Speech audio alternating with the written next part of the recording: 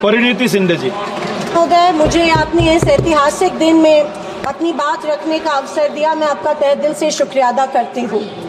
मैं उस राज्य से हूँ जहाँ संत ज्ञानेश्वर, संत तुकाराम और संत रोहिदास जैसे अनेक संतों ने समाज को प्रेम और सद्भावना दी।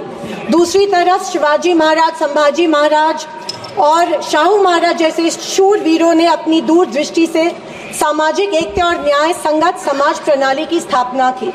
मैं उस महाराष्ट्र की पुत्री हूँ जहाँ महिलाओं के अधिकार सुनिश्चित करने हेतु अनेक आंदोलन द्वारा महात्मा ज्योतिबा फुले, क्रांति ज्योति सावित्रीबाई फुले जैसे समाज सुधारकों ने समाज को एक नई दिशा दी। मैं उस महाराष्ट्र की बेटी हूँ जहाँ के महान सुपुत्र डॉक्टर बाबा साहेब अम्बेडकर जी ने इस देश को संविधान के रूप में एक सशक्त और न्याय संगत लोकतांत्रिक मूलाधार प्रदान किया।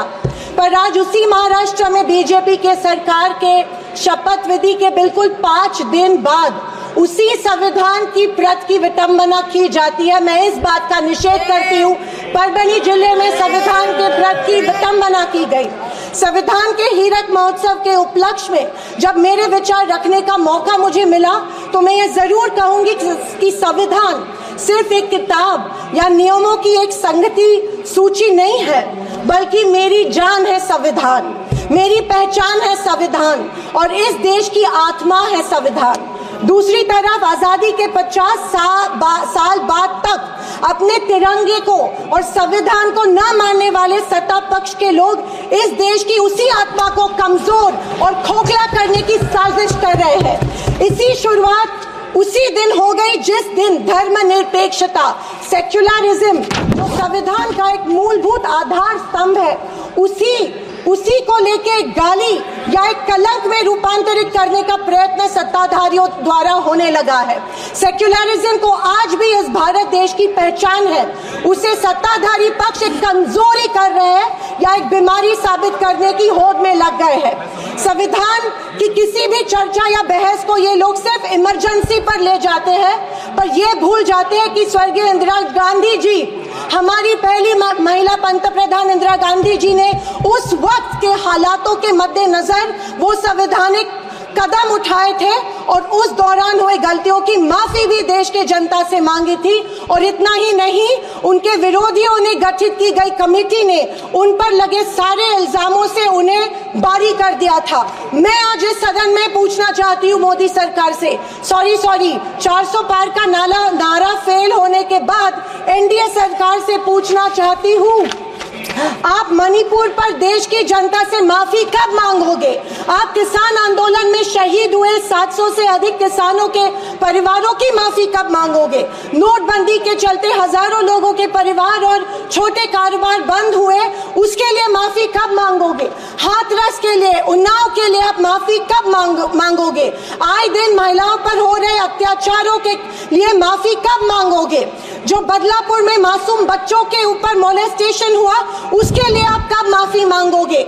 जेल में बैठकर अपराधी मर्डर प्लॉट्स गुजरात में सरकार उनको संरक्षण दे रही है, उसके लिए आप कब माफी मांगोगे? खैर, ये इनकी हिस्ट्री रही है या इनके डीएनए में है कि माफी सिर्फ खुद को बचाने के लिए अथॉरिटी में बैठे लोगों से मांगते हैं, आम जनता से ये माफी नहीं मांगते हैं। सत्ताधारी पक्ष के संविधान पर दिए गए भाषण सुनकर हंसी आ रही थी और अचरज भी हो रहा था, क्योंकि जो लोग इस देश में संविधान स्थापित होने के बाद हर पल संविधान को कोसते रहते हैं और हमेशा इस संविधान के विरोधी रहे हैं, उन्हीं को आज संविधान के गुणगान करते देख मन में प्रसन्नता हो रही है और संविधान के प्रति मेरी निष्ठा द्विगुणित हो रही है, क्योंकि ये एहसास हो रहा था कितने ही झूठ के पहाड़ बना लो, सच के आगे आखिर झुकना ही पड़ता है।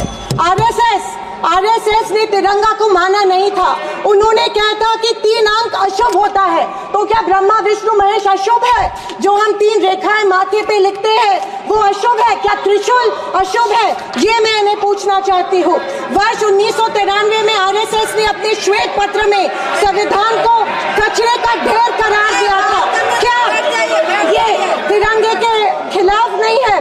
तत्कालीन आरएसएस प्रमुख ने उस टाइम संविधान को बदलने की मांग की थी। धन्यवाद।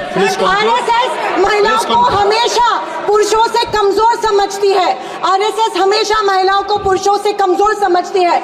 ये अफसोस होता है कि प्रधानमंत्री जी उनके ट्विटर हैंडल फॉलो करते हैं जो महिलाओं को गंदी गंदी गालियां देते हैं। इस बात का अफसोस होता है कि प्रधानमंत्री, हमारे देश के प्रधानमंत्री ये करते हैं। जनवरी 26, 2001 में इन्होंने तिरंगा माना और इतने सालों बाद तिरंगे को नागपुर में होस्ट किया। अध्यक्ष महोदय, मैं 2024 के लोकसभा इलेक्शन के बाद इन्हें एहसास हुआ कि संविधान को ज्यादा छेड़ेंगे तो सत्ता हाथ से निकल सकती है, इसीलिए अचानक संविधान के प्रति इनको प्यार उमड़ने लगा।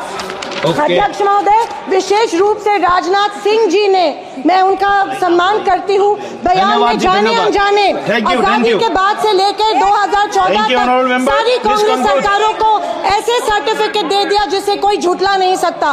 उनके मुताबिक संविधान की बदौलत एक गरीब का बच्चा प्रधानमंत्री बना, लेकिन उसकी नींव सर 2 मिनट सर प्लीज। मैं आखिर में यही कहना चाहती हूँ, मैं भारत का, मैं कुछ पंक्तियां कहना चाहती हूँ।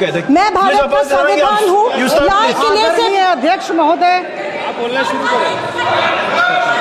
हिंदी की एक प्रसिद्ध कविता की कुछ पंक्तियों से। एक सेकंड, मैं भारत का संविधान हूँ, लाल किले से बोल रहा हूँ। मैंने तो समता सौंपी थी, तुमने फर्क व्यवस्था कर दी।